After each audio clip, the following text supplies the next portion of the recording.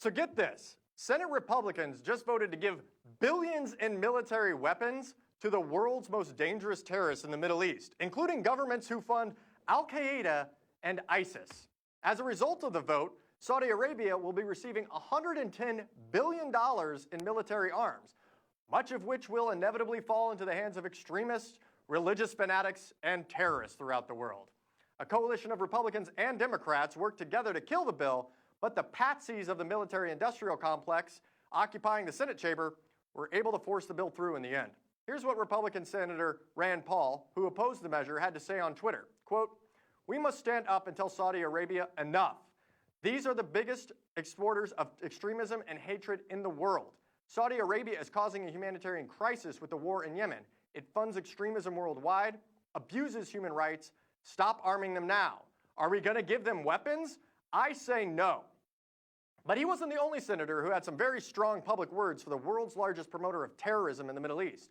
The leader of the Democrats in the Senate, Chuck Schumer, also took a stand against funding terrorism, which you would think would be like a no-brainer. He said this, quote, "The human rights and humanitarian concerns have been well documented and are important.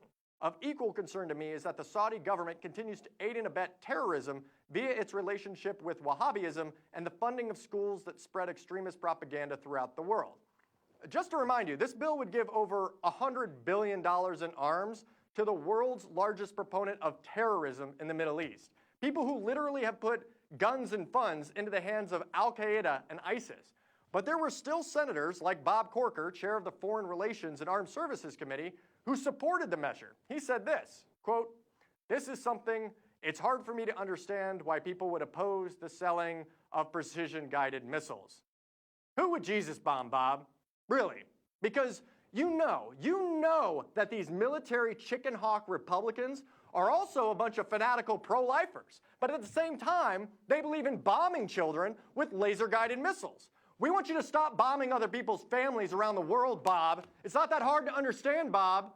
Stop killing people, Bob. And by the way, when you bomb some guy halfway around the world, what do you think his kids are going to do? Because a lot of those kids are going to grow up and grab a gun and shoot back at us, Bob. You're the one creating terrorists, Bob. Your foreign policy is a terrorism factory, Bob. When you kill someone's kids, they're going to want to kill you, Bob.